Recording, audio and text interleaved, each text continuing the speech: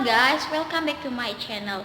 Di video kali ini saya akan menampilkan latihan praktek mengajar atau micro teaching pada pembelajaran Akidah Akhlak kelas 8 Madrasah Tsanawiyah. Selamat menyaksikan. Warahmatullahi wabarakatuh. Hamdan wa syukurillah wassalatu wassalamu ala Rasulillah wa ala alihi washabbihi wa mawala. Puji syukur marilah kita panjatkan kehadirat Allah Subhanahu wa taala.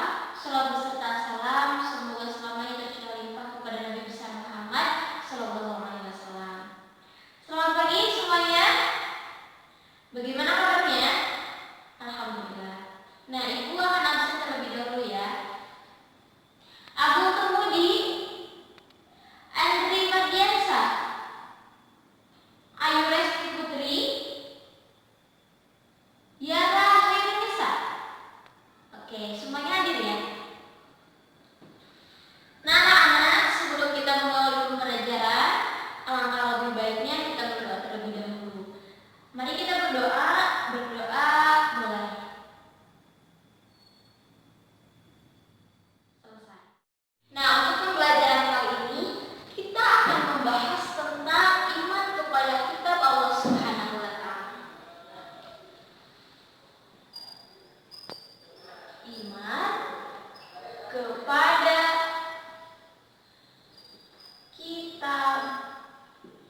kitab Allah. Nah, salah satu pokok dari rukun iman yakni iman kepada kitab-kitab Allah Subhanahu wa taala. Ayo, rukun iman yang keberapa? Iya, betul. Rukun iman yang ketiga. Nah, kitab Allah merupakan himpunan dari firman Allah Subhanahu wa taala yang diwahyukan kepada Rasul-Nya sebagai petunjuk dan pedoman hidup untuk manusia. Sekarang ada berapa kitab Allah yang wajib diimani? Iya, ada 4. Yang pertama kitab Zabur. Kitab Zabur. Yang kedua kitab apa? Ya, kitab Taurat.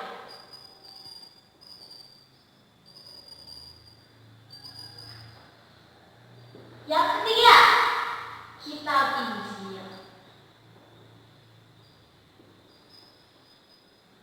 Yang keempat, Al-Quran.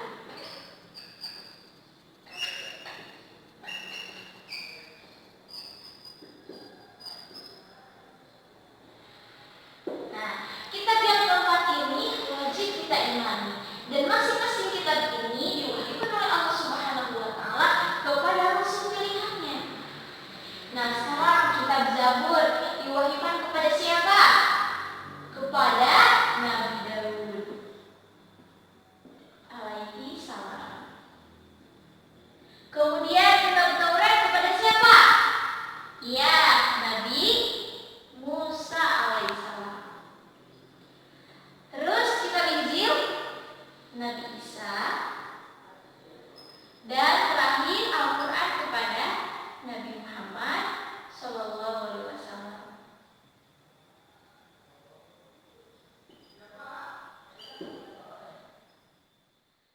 Nah, Ibu punya lagu tentang kitab-kitab Allah. Mau tahu lagunya? Oke. Kitab Allah itu ada 4: Zabur, Taurat, Injil, Al-Quran. Zabur Nabi Daud,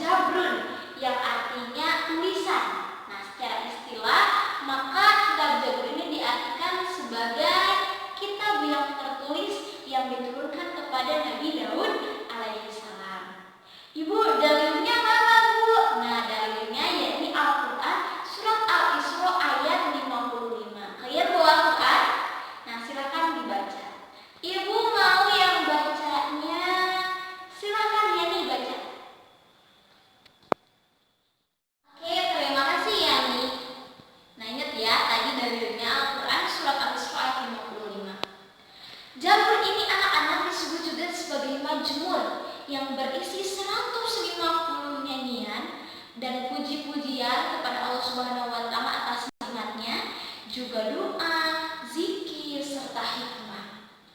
Zabur diturunkan sebagai petunjuk bagi umat Nabi Daud dan juga sebagai kabar gembira bahwa bumi ini dihuni oleh orang-orang yang soleh, dan juga sebagai peringatan dan petunjuk bagi umat Nabi Daud. Yang kedua adalah kitab Taurat yang diturunkan kepada Nabi Musa alaihissalam.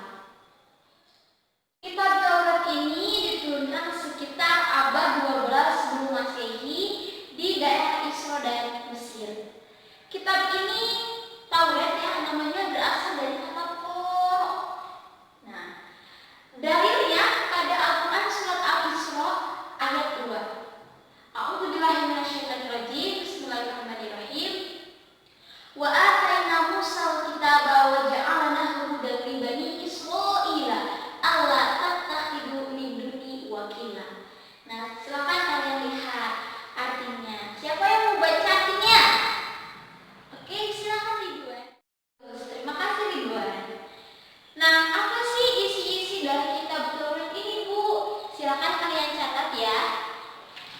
Nah, ini isi kitab Taurat itu ada 10 perintah. 10 perintah yang ada dalam kitab Taurat yang berisi tentang asas akidah ataupun keyakinan dan asas-asas kebaktian juga syariat. Apa saja? Yang pertama, perintah menghormati dan mencintai Allah Subhanahu wa Ta'ala. Jadi bagaimana kita mencintai Allah, menaati ajaran-ajarannya. Yang kedua, perintah berzikir kepada Allah. Ketiga, perintah mengkuduskan hari Allah Subhanahu wa Ta'ala atau disebut dengan hari Sabtu. Kemudian yang keempat, perintah menghormati kedua orang tua. Tuh ya, dalam kitab Taurat juga ada perintah menghormati kedua orang tua. Terus yang kelima, perintah menghindari pembunuhan sesama manusia. Keenam, perintah menghindari perbuatan keji. Ketujuh, perintah menghindari perbuatan mencuri. Kedelapan, perintah menghindari perbuatan berbohong. 9, perintah menghindari perbuatan cabul. 10, perintah menghindari perbuatan memiliki barang orang lain tanpa seizin orang pemilik tersebut. Nah, itu isi tentang ajaran kitab Taurat. Lalu apa fungsi diturunkannya kitab Taurat ini? Fungsinya adalah sebagai petunjuk bagi Nabi Musa dan juga umatnya atau disebut dengan Bani Israel untuk beriman kepada Allah Subhanahu wa Ta'ala. Adapun tujuan diturunkannya kitab Taurat ini yakni pertama untuk meyakinkan kepada Bani Israel bahwa Allah itu adalah satu-satunya Tuhan yang wajib disembah. Allah itu Esa. Nah, yang kedua, supaya mereka menyembah Allah saja. Kemudian yang ketiga, supaya mereka tidak berbuat kasar, tidak berbuat dusta.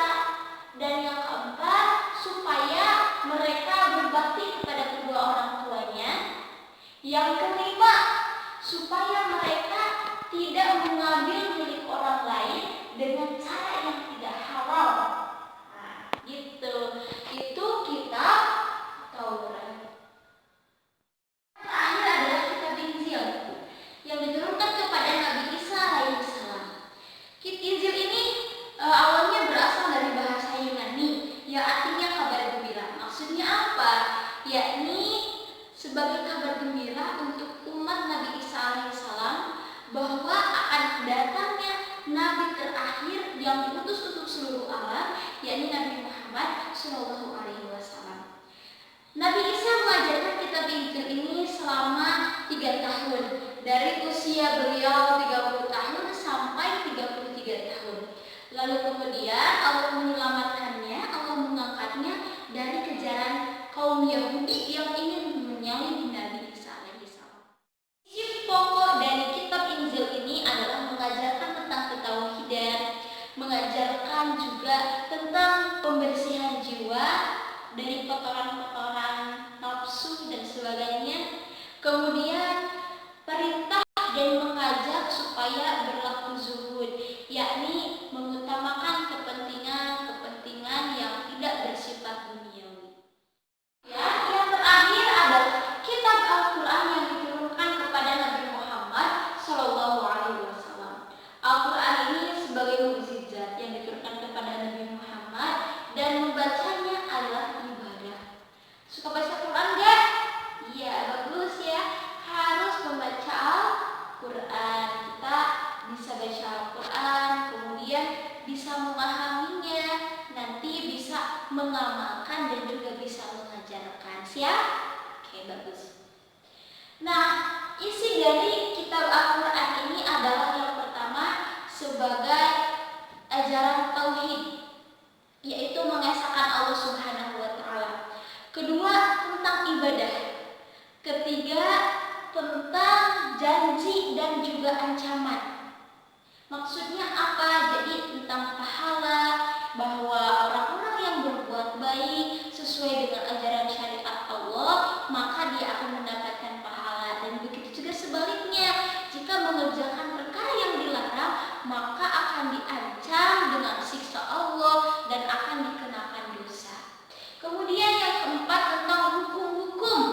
Nah, dalam Al-Quran juga sudah lengkap sekali disebutkan hukum-hukum, ya, baik hukum keduniawian itu sudah ada dalam Al-Quran. Kemudian yang kelima, tentang kisah dan riwayat orang-orang terdahulu. Misalkan kisah Nabi Musa, Nabi Daud, Nabi Isa itu ada dalam Al-Quran diceritakan. Al-Quran pertama kali turun di mana? Betul, di Gua Hiro. Surat apa yang pertama turun? Surat Al-Alaq ayat 1-5. Iqra bismi rabbikal ladzi khalaq. Khalaqal insana min 'alaq. Iqra wa rabbukal akram alladzi 'allama bil qalam 'allamal insana ma lam ya'lam. Tuh, wahyu yang pertama kali turun itu adalah Iqra. Bacalah. Jadi kalian juga sebagai umat Islam, sebagai muslimin muslimat harus rajin membaca, ya. Membaca Al-Quran, membaca kajian-kajian ilmu atau buku-buku yang berisi ilmu pengetahuan, itu penting. Makanya kalau di sini yang nggak suka baca, nah ini perlu dipertanyakan, ini umat siapa ya? Nah, bukan hanya itu anak-anak ya, Al-Quran juga diturunkan pada 17 Ramadan, ya, disebutnya Nuzulul Quran. Nah, fungsi diturunkan Al-Quran ini dan tujuan diturunkannya Al-Quran ini apa, Bu? Dahulu sebelum Al-Quran ini diturunkan, masyarakat yang ada di kota Mekah, Madinah pada saat zaman Nabi Muhammad dulu, ya, disebutnya itu masa jahiliyah. Sebelum Al-Quran diturunkan itu, ya, disebut dengan masa jahiliyah, masa kegelapan, masa kebodohan. Maka Al-Quran ini sebagai wahyu Allah yang turun kepada Nabi Muhammad untuk memberikan petunjuk, memberikan pedoman hidup supaya selamat dunia dan akhirat. Gitu. Al-Quran ini memberikan petunjuk kepada jalan yang benar. Ihdinas siratal mustaqim. Kemudian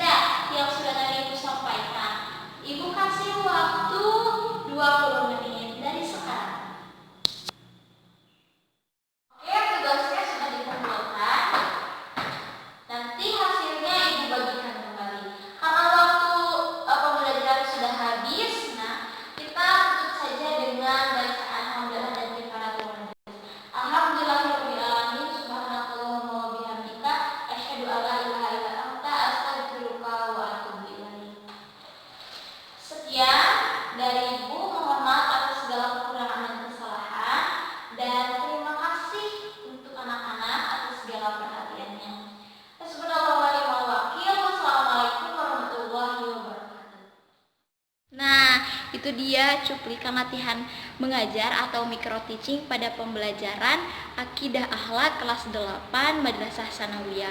Mohon maaf masih banyak sekali kekurangan dan kesalahan, dan terima kasih sudah menyempatkan waktunya untuk bersedia menonton video ini. Oke, hasbunallahu wa ni'mal wakil. Wassalamualaikum warahmatullahi wabarakatuh.